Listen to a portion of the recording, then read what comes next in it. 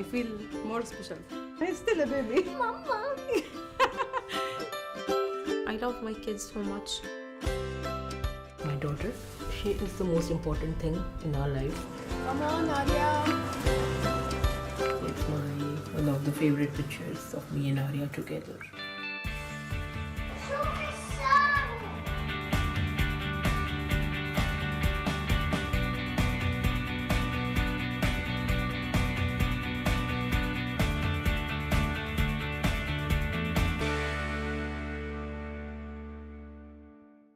What you just saw there was ethnography that was done. It was a slice of life, if you will, of people here in Dubai and in Saudi Arabia. But we're going to come back to that in a minute. Before we do that, I'm going to ask you a question.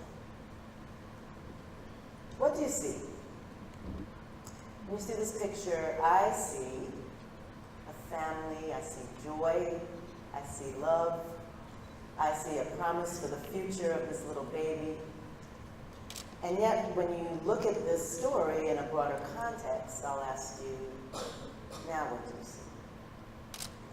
That joy and that love now has a context of fear that's overlaid. And that promise for the future now becomes a prayer for a future. But what's important that I want to show you is the shift that happens between that first picture and the second. And that shift is different for all of us, right? If you have children, it did one thing to you. If you've had a sick child, it does something very different to you. But it does something to you between one and the other. And that thing is what we're calling an empathetic shift. And the goal is to get people to make their own internal empathetic shift. Why is that important? Well, because empathy is in. It is a hot topic right now. I've had several clients talk to me about how do I create a culture of empathy and why? Why is that important? Well, even tech companies with all their data, they want to know what's happening to the human behind the data. Jack Ma from Alibaba talks about his love quotient, his LQ, which is more important than IQ or EQ, that's the thing in the future that's going to drive growth for companies. Microsoft talks about how empathy is the critical factor in innovation and in creative excellence, as you've seen earlier. So what we're going to talk about now is creating this culture of empathy, but let's begin with the fact that not all empathy is created equal. There's the empathy that's emotional empathy, and it starts with, I feel your pain. I get it. I've walked in your shoes. I understand it. And then it ladders up to, I feel your pain, and as a result of that, I understand you better as a person. There is a relationship now that starts to be built. But then as you ladder up even higher, and this is the part that is important for us as business people, as you ladder higher, where it goes to is, I feel your pain, and I understand you better, and as a result of that, I can bring my resources, my problem-solving ability, and my perspective to help you solve the problem that's been caused by that. So we've redefined this by what we call a culture of cognitive empathy. And with cognitive empathy, you can think what someone else is thinking, you feel what they feel, you do what they do, and sometimes you allow yourself to not be able to do what they're not able to do, all to get into that empathetic shift we talked about. But the reason to do it is to create value for the people you serve. So how do you ladder up that empathy ladder so that you get from just the emotional piece to the part where you can do something about it? Great. So just like April's earlier example where we went from being up close to pulling back a bit and getting a bit of a broader view, let's look more broadly at what we saw at the beginning of the presentation. That clip that you saw was actually from a recent ethnographic study we did on childhood obesity in the Middle East. And as you look through this broader, more contextual lens, you'll start to see the cracks that emerge in this idealistic picture. While you're watching, I want you to look out for the fear that starts to creep into these conversations and some of the emotional cues that we see as the parents talk in quite a heartfelt way about some of the psychological effects of obesity.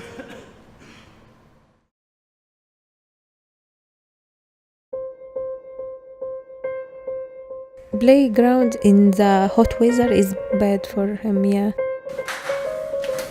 All activities inside the house. Maybe 6 months. No space for him to run or something. No, I have a space here, look. بس هذا space.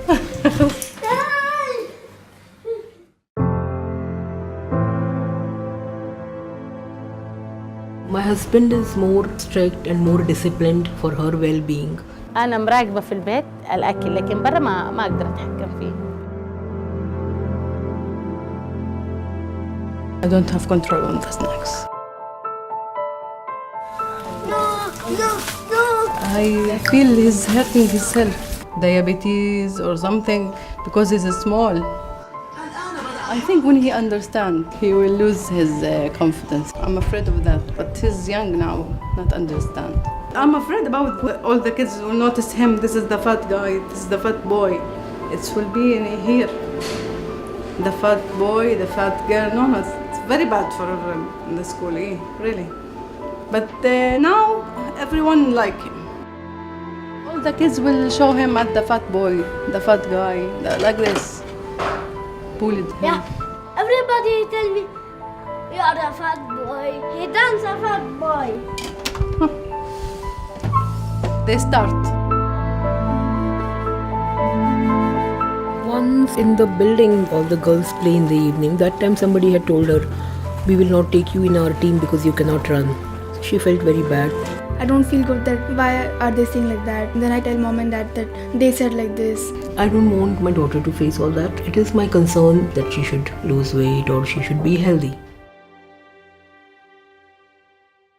As we look through this broader, more contextual lens, we start to get insight into things such as how the conceptualization of the home as this utilitarian space of respite acts as a barrier to exercise. Exercise is seen as something which exists outside and beyond. We also see how child centricity equates to food as the currency of love, and how in Saudi, and I use the term very loosely, we have something of a sugar daddy culture which amounts to a patriarchal override despite a mother's best wishes. And perhaps most vividly in relation to this clip that you've just seen, we see the strain and the stress etched on these mothers' faces as they start to talk about the psychological effects of childhood obesity. So in a nutshell, what we're seeing is we're seeing real people in real life. So I have to give you credit though, Murray, because I think the ability to get to those psychological factors is not something that's easy to do. I mean, I think you've had to spend a lot of time with these people in order Yes, to... I've had to make many friends and many cups of tea, yes. So, but what we're going to do though, when I look at all of these videos, every time I see them, I see something a little bit different. But one of the things that constantly stands out to me is this notion of the digital piece. I know my kids they're always on it, like put the phone down, right? Yeah. How do you stop that based on what you learn? Look, I think the conventional knee-jerk reaction would be to vilify this digital engagement as antithetical to one's child's health. But from a contextual lens, we start to understand that this digital engagement is as much about escapism for the child as it is for the mother, just those few moments of sanity. So from an ideation standpoint, can we not look at a value proposition which bridges this gap between healthy consumption on the one hand and gamification on the other? For example, and for those of you in the audience that are old enough to remember, perhaps something like a Tamagotchi-style app where we have virtual creatures living inside the kid's stomach, maybe Simon the spinach or Chris the carrot. I never thought I would say those words on stage, but I'm sure we can think of something more regionally relevant. And then he would need to consume the requisite food in order to keep him growing on his device. Yeah, I got it. Well, I'm not admitting to being old enough for that. So. The other thing that I noticed a lot was this notion of exercise. Yeah. And it appeared to me that that's got to be really hard, especially in a region like this. I'm told that I'm here in the winter, so it's kind of cool now, but it gets pretty hot. I mean, fundamentally, April, the idea of offsetting an unhealthy diet with exercise, as is the prevalent mantra amongst others in the GCC region, it has its merits. But like I've discussed, with this conceptualization of the home as a sanctuary, coupled with the fact that there's still a large lack of mandatory sporting participation in schools in the region, we find that children have to typically travel to recreational centers or gyms to get exercise, and a task which is actually made all the more difficult for young girls in Saudi, given the gendered legislation which dictates freedom of movement. So what this amounts to is the need for savvy marketers such as us in the room to really try and inverse this mantra that exercise does trump diet. And lastly, it struck me when that woman was in the supermarket and her child was begging for packaging, right? How do you help with that? Yeah, I mean, the question is how can we start to pique kids' interest so that they want the right type of food so that we can avoid mothers having to play the bad guy in the shopping aisles like we saw. And I mean, we're facing a bit of a double-edged sword in the Middle East at the moment with the rolling out of the new healthy food policies at schools, because on the one hand, ostensibly it's great, but on the other, we're finding, and we saw it in the study, that a lot of children are now equating healthy food with schools and the sort of emotional cues that come with that regarding structure and rules. So it really begs the question, how can we start to create a culture where healthy food is cool? And I mean, it might be as simple as a packaging example where we start to look at junk food style marketing, or it could be something in terms of gamification and play, like Kinder and Push Pops have done so well from a motor skills development point of view. But April, I mean, fundamentally to your question, the point I'm trying to make is that with an empathetic lens, we can really aid in value creation. So with that, I hope that we've really got an empathetic shift going on in the room of some kind, and recognizing the importance of that in building our businesses in the future. So thank you.